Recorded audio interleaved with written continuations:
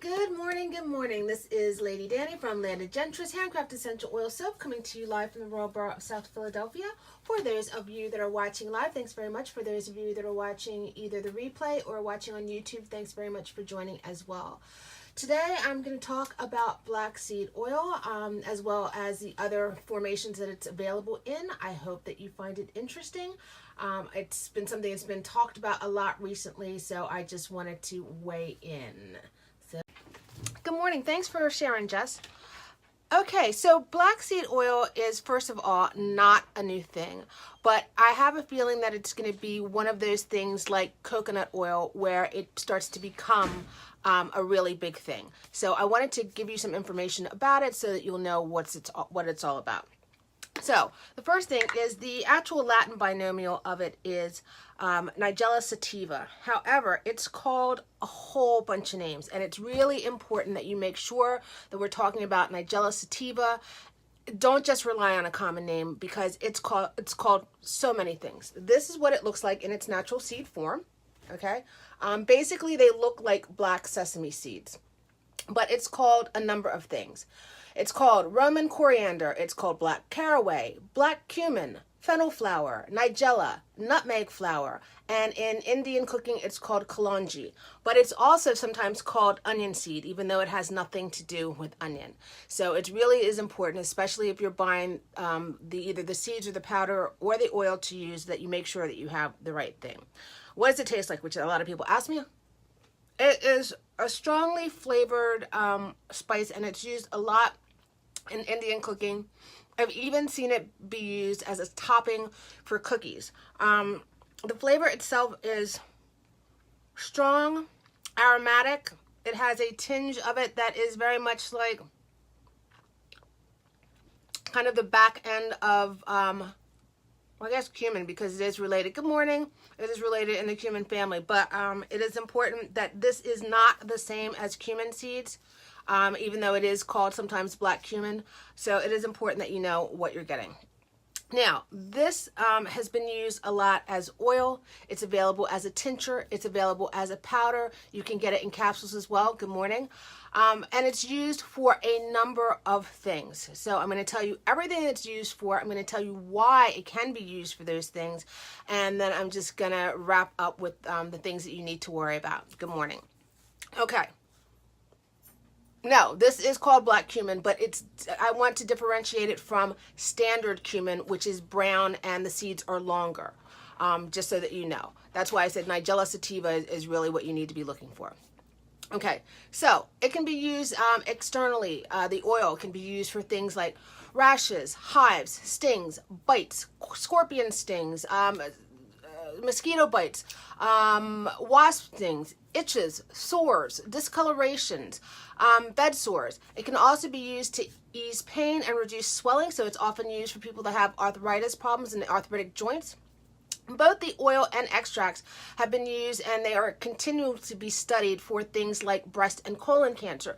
And the reason why is because the constituents in it, when the oil or the tincture is applied, it's believed to actually cut off the blood supply to things like cancerous tumors.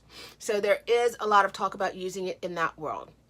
It can also be, like I said, because it is a spice, it can be consumed as food, or it can be consumed as a tincture. And in consuming it, it's been shown to help work as an anti-inflammatory and anti-parasitic. It is great because it's hepatoprotective, which means it protects the health of your liver. It can work as an anticonvulsive. It can help reduce the effects of food allergies, for coughs, asthmatic issues, flu. You can also chew the seeds like I just did, which help with improving your digestion, as well as breaking up any kind of wind, diarrhea issues that you may have. And you can also, it used to be said, in fact, they attribute the line to the Prophet Muhammad as there is a healing power in black seed for all diseases except death. And if you see the list ever printed out as to what the attributes for this can supposedly heal, it does go on and on and on. Now, when you get it, you can make it as a tincture, which is easy enough because you would just take these seeds, you would grind them in a mortar and pestle, you would add a strong proof alcohol or grain alcohol, you would let them sit, you would shake them every day for about 4 weeks and then strain out the macerated seeds from that. And then you have a tincture, which makes it very easy to use. You can also buy the oil now, although it can be rather expensive because I've seen it go anywhere from $20 up to $48 for a decent sized bottle, where it's cold pressed in the same way that if you do kind of sesame seed oil, it's cold pressed from the seeds, and that's actually a true expressed oil directly from the seeds. If you don't want to do that, you can make your own oil by taking the seeds. Again, you're going to crush them with a mortar and pestle so that you get them broken up and the oils are released from it. And then you can cook it in a crock pot on low, because you only need it to be about 125 degrees. And you would either cook it with olive oil or coconut oil, which is the traditional one. And you would do that over a period of about 5 days so that all the constituents and all the good properties from black seed are actually extracted into your oil. So you can do that. You can also get it in powder form, which makes it a lot easier to use, or if you want to make your own capsules using it. And you can also just take it as the whole seeds and use them in your cooking as much as possible. Like I said, it does have, it has those flavors that remind you of curry. So it does have a kind of cumin-y, turmeric-y flavor about it. So I can understand that some people will find it not to their liking, especially if you don't like curries and you don't like Indian food, then walk away right now. But it has been used traditionally, even by children. They would just crush up the seeds and put it in a tablespoon of honey and encourage them to have it that way. So why does this work, and why does it work on all these number of things that I've mentioned, from rashes to possibly cancer to also there's some issues that say that it may actually be helpful for things like dementia, Parkinson's disease, even autism. And why is that working? Is because of the constituents. And this is one thing that I've talked about before as to why I think it's important to know what's in your oils and things. It has 3 major constituents that are really helpful. One is thymoquinine. Thymoquinine is an antioxidant, and that often brings with it anti-inflammatory and the anti-cancer properties. So that's just one thing that's in it. The second is thymohydroquinone, and that is an acetylcholine esterase inhibitor. What does that mean? Well, basically what it means is when acetylcholine is broken down in your body, this actually helps that from happening. So that's something that's put out by neurotransmitters, and when that stops happening, that means a lot of other things that may happen, like issues with dementia, like Alzheimer's disease, in fact. If you look scientifically, the only medications that have been approved for the treatment of Alzheimer's disease are ones that are acetylcholine esterase inhibitors. So the fact that this has it existing in it naturally gives it a lot of hope for use from all of those things, from autism, glaucoma, dementia, Alzheimer's disease, even Parkinson's disease. So that's the second part that's in it. The final one is thymol. And thymol is one of those things that we've talked about before because it exists naturally in thyme. And it's fantastic as a medical and just overall general disinfectant. And that gives it properties that make it really helpful in cleaning up bacteria and also working as a natural disinfectant. In fact, when you look at the superbugs, there are 144 that they actually tested, most of which are now resistant to antibiotics. And if you know anything about, MRSA, or you have friends or family that have been in the hospital, and that's always the scare. That's the problem. We have overused so many antibiotics for such a long period of time, willy-nilly, just because people went to the doctor and like, oh, I'm really sick, I need an antibiotic. And that is a big problem because we should not be telling doctors what we need. We should be listening to them. But I've been in doctors' offices where there have been some people that are really, good morning, very, very nervy and insistent that they know best. And that's what they're going to have.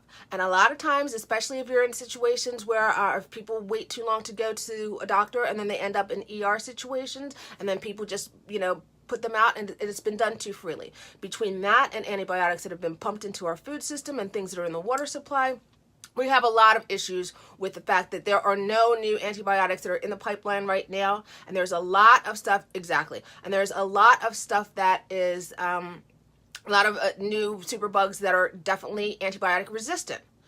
So of the 144 superbugs that they tested, and like I said, most of them were antibiotic resistant, 97 of them were inhibited by the use of Blackseed. Okay? It also inhibits over 30 pathogens and works as a natural antifungal. It works for both an antifungal for yeast and for molds. So, as you can see, this has a big potential, and that's one of the reasons that they say it can be used for so many things, from foot fungus to, cancer to flu to asthmatic issues. It all depends on how you take it. Now, because I am simply a student and a member of the National Association of Holistic Aromatherapists, as well as the American Herbalism Guild, I cannot give you information on how you should all be using this, because it's going to depend on a lot of issues, including, what else you're taking, whether you're in good health overall, all of those things. However, I didn't want to just leave you hanging with no information. So if you go to this link, which I've done as bit.ly Blackseed dosage, you will come to an article written by Doctors Health Press, and they actually give you some guidance on how it should be taken. Personally, for me, I would use, Personally, I would use the oil topically for if you're having pains or skin issues or bee stings, scorpion stings, any of those things I would use the oil for. If it comes to consuming it, I probably would not go for the oil. I probably would make my own tincture, or I would go for eating the seeds in their, natural state. Get down with some Indian cooking. There are tons of recipes and lots of it very, very tasty. The bit.ly link, here you go. That's for those of you that missed it the first time. So it's just bit.ly/Blackseed. The link didn't work for you? Did you just try it? Because I actually tried it before I went online. So it's bit.ly/Blackseed dosage. That's all together. There are no spaces between Blackseed dosage. I just had a small card, so it didn't all go together. If there is a problem, let me know. You can always email me, and then I will post it on my Facebook page, and you can grab it from there. But, anyway, so they will give you some guidance on dosages that you should take if you are interested in exploring yourself. But please be aware, there are some things that you need to know. Because it can naturally lower blood pressure, if you are already on blood pressure medications, all right, then I'll try it, and then go to my Landed Gentris Facebook page, and I will post a corrected link this afternoon. But as I said, it was working for me a few minutes ago, so I will double check that. Okay, so if you are on blood pressure medication to lower your blood pressure, then you may want to check with your doctor about this. If you have issues with bleeding, whether you are a hemophiliac or whether you are on blood thinners, then you definitely need to check with a doctor before using this. It doesn't mean that you can't use it topically, but it definitely would mean that I would not be recommending that you take it internally if you're already on medication for that, because one of the things that it does is it promotes circulation, and it also can inhibit blood clotting, which is great if you have blood clots, but if you have a bleeding issue or you're on something like Coumadin or warfarin, then you definitely want to stay clear. That also goes for people that are on diabetic medication, because it can naturally lower your blood sugar. But in doing so, if you're already on a blood sugar or a diabetic medication, it can drop that too low, and you don't want to go into a diabetic coma or anything else like that. The other thing is, if you are pregnant, do not use this. And I would do not use this full stop. Exclamation point, exclamation point. And the reason why is it can cause contractions, uterine contractions. So I would say stay away from it, just to be on the safe side. And the other thing is, it can be toxic to fish and invertebrates. So if you have fish at home and you drop this by accident into your tank, say bye-bye, because it is toxic to them. And the same thing goes for if you have other invertebrates in your, I don't know many people that keep insects or shrimp or lobster sitting around their house. But any of those things, any of those insects, things that don't have a backbone, basically. So that's like snails, any kind of, if you have tanks full of seafood, because I don't know why you would, but should you, then it would be toxic to them. So I would not use it for them. But for the rest of you, if you want to try it, the low end of the wedge is to start with the oil, using it for, skin issues. But then remember, your skin is the largest organ of your body, and it does, things like this do go into your skin and affect your body. There is a chance that you might have, your seafood obviously, yeah. There is a chance that you may have a rash. So I would say this: if you are a person that generally does not respond well to oils and things on their body, if you have particularly sensitive skin, then please do a patch test. Don't run this all over your body, and then, when it goes crazy, then complain about it. Be smart. Start with a patch test. If anything is not working with it and you bought it from Amazon or something, send it back. If you got it and you have any kind of reaction, stop. Don't be foolish about it, and if things start bubbling up on your skin, think, oh, I'll keep using it, it'll get better. Sometimes that happens. A lot of times it doesn't, so don't put yourself at risk. If you are doing it as a tincture, there is usually a recommendation of how much that you should do. Usually it turns out to be like a full dropper if you're doing a tincture, or so many drops in a day. So, you know, check it out. Make sure that you get some good positive recommendations. You're not going to get them from me because, like I said, I have no clue what you're already on, and it would be absolutely unsafe and unwise for me to make recommendations for that. But those are the lower ends of the wedge. I definitely would not just start in, get a bottle and start with 3 tablespoons a day or something like that. That's just, you know, start small. Everything should start small. And then if you're getting a result with that small amount, there's no need to bump it up. If you feel like you have to, then at least make sure that you do your research, due diligence, and know what the maximum is, because it is crazy the number of times that people tell me, I tried this and this worked so well, I added more. If it was working so well, you didn't need to add more. So don't go whole hog. Sometimes more is not anything but more. It doesn't make it better. It doesn't make it stronger acting. It just makes it more. So start small. As soon as you're getting a result that you're happy with, then just continue with that and then be happy with that. Don't think it's got to get, you know, worlds better. For people that have done it with things like fungal infections, they've often found that applying it a couple of times a day might be enough. And then after it's over and it stops, then great. Just consider yourself lucky that it healed up and you're in good nick, and then, you know, you don't have to continue it. There are some people that take it on a more regular basis, but you're going to have to look at what you're taking. I can't give you any kind of recommendation because I myself am not on any medication. Thank God. I keep myself healthy and I keep into a lot of other things so that I'm not running. I don't have any issues with blood pressure or blood sugar or, you know, cholesterol or any other thing. I'm not on statins. I'm on nothing. 54 years old. It's one of my pride of place thing is that I keep myself in good enough nick that I'm not. But if you are, then you definitely have to be careful because you don't want, you know, to have any kind of contraindications. But you also need to be aware that you may have to do a lot of research yourself, because most doctors do not have a background in nutrition, and they can't tell you whether or not this is going to work for you. So it may be, in fact, your health, as always, is in your hands. So try out, see how it works for you. Hi, Amy.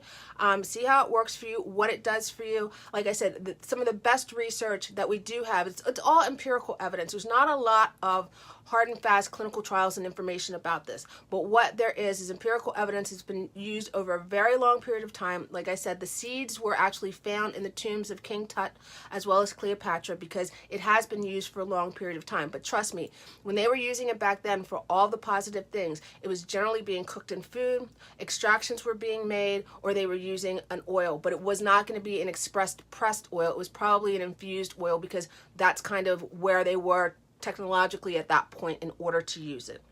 So if you want to give it a try, just like I said, remember that you should not use this in pregnancy. You should be very careful if you're already on drugs for high blood pressure or for hypoglycemia or diabetes. If you are on warfarin for any kind of bleeding issue, if you're pregnant, it is toxic to fish. But otherwise, if you want to try it for the range of things that it can treat, including, let's go again, rashes, hives, bites, stings, scorpion stings, itching, sores, discolorations, bed sores, used to ease pain and reduce swelling of arthritic joints.